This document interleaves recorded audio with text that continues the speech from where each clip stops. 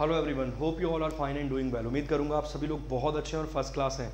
क्या आपने कभी सोचा कि क्या अपने झंडे को, मतलब जो भारतीय ध्वज है, तिरंगा है, जो हमारा ट्राई कलर फ्लैग है, उसे हम अपनी गाड़ी पर फहरा सकते हैं, नहीं फहरा सकते?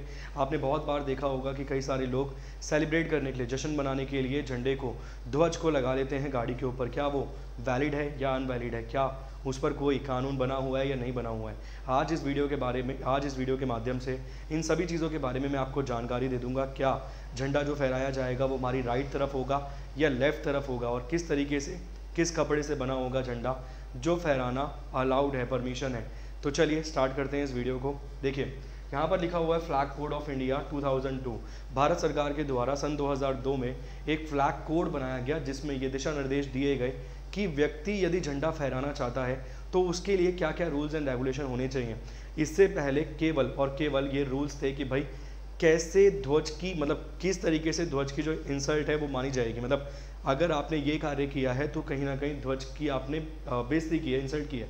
मगर सन 2002 में भारत सरकार ने इन सभी चीज़ों को अपडेट करते हुए बताया कि अगर आप झंडा फहराना चाहते हैं तो उसके लिए क्या क्या रूल्स एंड रेगुलेशंस होने चाहिए। क्या इंडस्ट्रीज़ की बिल्डिंग्स के ऊपर, क्या आप अपने घर की बिल्डिंग्स के ऊपर झंडे को फहरा सकते हैं या नहीं?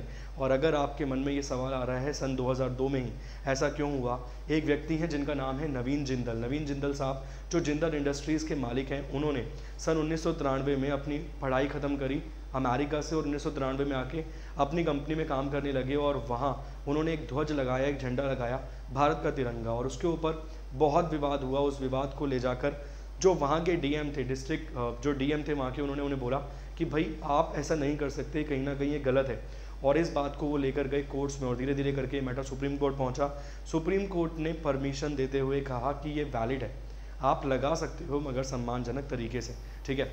उसके बाद एक फाउंडेशन की स्टैब्लिशमेंट करवाई गई नवीन जिंदल साहब के द्वारा ही, जो भारत में जो बड़े बड़े तिरंगे हैं, आपने देखा होगा कनॉट प्लेस में एक बहुत ही बड़ा तिरंगा लगा हुआ है सीपी के अंदर। वो जो तिरंगा है वो भी कहीं ना कहीं स्टैब्लिश करवाया गया है उसी फाउंडेशन के द्वारा जो नवीन जिंदल साहब ने शुरू करी थी। चलिए और जानते हैं संपूर्ण जानकारी इसके बारे में। आपने देखा होगा कई बार लोग अपनी गाड़ियों पर झंडा लगा लेते हैं, तो वो वैध नहीं है, वो अवैध है। क्योंकि भारत में बहुत गिने चुने लोग हैं जिनको ये अधिकार दिया गया है, जैसे कि भारत के प्रधानमंत्री, भारत के राष्ट्रपति, speaker of Lok Sabha, speaker of Rajya Sabha, उपराष्ट्रपति, आप गिनी लेंगे उसमें आ जाएंगे, वाइस प्रेसिडेंट जी को भी। इसके अलावा चीफ जस्टिस हो गए, जजेस हो गए, इन सब लोगों को अलाउड है। इवन एमपी एमएलएस को भी अलाउड नहीं है कि वो ध्वज अपनी गाड़ी पर लगाएं, ठीक है। अगर कोई व्यक्ति ध्वज लगा रहा है गाड़ी पर फिर भी, तो राइट साइड पर लगाना होगा। मगर जब भारत के राष्ट्रपति, एक बार राष्ट्रपति जी के साथ ऐसा इंसिडेंट हो गया, राष्ट्रपति रामनाथ कोविंद जी की जो गाड़ी है उनकी गाड़ी के बाईं तरफ, मतलब लेफ्ट तरफ लग गया था झंडा। और कहीं ना कहीं रूल्स एंड रेगुलेशंस लोगों को पता नहीं है, इसीलिए ऐसा हो जाता है। तो आज के बाद यदि आप किसी झंडे को गाड़ी पर लगा हुआ देखें तो वो वैलिड नहीं है। अगर उसने लेफ्ट साइड लगा रखा है तो बिल्कुल भी वैलिड नहीं है। अगर लगा भी रखा है तो कहीं ना कहीं उसका चालान किया जा सकता है। और ऐसे ही एक व्यक्ति था जो अपनी बाइक को पूरे के पूरे भारत के भ्रमण के लिए लेकर निकला था, और उसने ध्वज लगा रखा था, मगर उसने ध्वज लगा रखा था बैक पे, पीछे और लेफ्ट साइड पे। तो उसका चालान किया गया।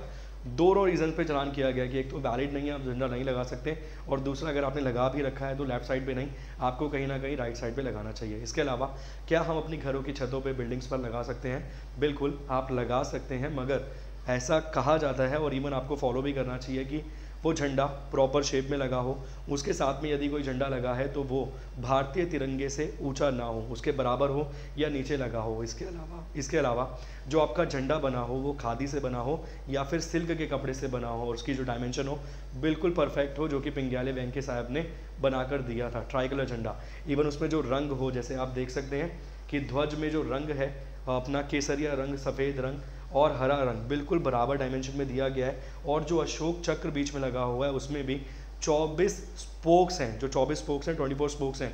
ऐसा नहीं है कि 18 स्पोक्स हों, उसमें 22 स्पोक्स हों, ऐसा नहीं होना चाहिए। तो इन सब चीज़ों को मद्देनज़र रखते हुए आप झंडा लगा सकते हैं, और झंडा फटा हुआ ना हो, गला हुआ ना हो, प्रॉपर लगा हो झंडा तरीके से, तो वैलिड है। और वो मतलब शाम ढलने के बाद कहते हैं कि झंडा उतार लेना चाहिए। वो निर्भर करता है कि आप कितना सम्मान कर रहे हैं ध्वज का, राष्ट्रीय ध्वज का। इसके अलावा एक दो वैलिड पॉइंट और बनेंगे राष्ट्रीय ध्वज के संदर्भ में। जैसे कि आपने देखा होगा कि मैचेस होते हैं, इंडिया के मैचेस होते हैं, क्रिकेट मैच हो, चाहे वो हॉकी के मैच हो, चाहे क्रिकेट मैच हो, चाहे केवल अन्य मैचेस क्यों ना हो, या फिर कोई भक्ति भावना वाला दिवस हो, डे हो, उस दिन लोग झंडा लेकर जाते हैं, मगर कई बार वो झंडे पैरों में पड़े होते हैं, बिल्कुल नीचे ज़मीन पर पड़े होते हैं, वो गलत है तरीका। इवन वो झंडा जो बनाया गया है वो प्लास्टिक का नहीं होना चाहिए। इसके लिए तो सख्त परमिशन है कि वो सब मतलब सख्त उसके लिए स्ट्रिक्ट रूल है कि प्लास्टिक से बना हुआ झंडा नहीं होना चाहिए, चाहे वो अपना खादी के कपड़े से बना हो, चाहे वो बना हो सिल्क का, या फिर अगर आप नॉर्मली वो झंडा यूज़ कर रहे हैं तो वो बना हो पेपर का। ठीक है जी, तो ये रूल्स एंड रेगुलेशंस आप फॉलो कीजिए। और अगर आपका झंडा आपने मतलब आपने ले लिया, आपको समझ नहीं आ रहा कि आप उसे कहाँ रखें, संभाल के रखें या क्या करें, आप उसे पर्सनली मतलब आप उसे एकांत में उसे अगर आप डिस्ट्रॉय करते हो तो वो ठीक है, वो वैलिड है कि आप, बल्कि आप उसे रोड पर फेंक देते हो, वो पैरों में आता है, वो गलत है। आप उसे पर्सनली एकांत में डिस्ट्रॉय करते हो, वो बिल्कुल ठीक है। ऐसा नहीं है कि आप डिस्ट्रॉय कर रहे हो, लोगों को दिखाकर डिस्ट्रॉय कर रहे हो वीडियो बना के, वो बिल्कुल सरासर अपराध के रूप में गिना जाएगा श्रेणी में। क्लियर? उम्मीद करूंगा झंडे के संदर्भ में, भारतीय झंडे के संदर्भ में, ध्वज के संदर्भ में जितनी जानकारी आपको मिलनी चाहिए थी उससे ज़्यादा ही जानकारी मैंने दे दी है। मेरा नाम है चेतन और इसी के साथ मैं अलविदा लूँगा। Thank you so much, bye bye, take care.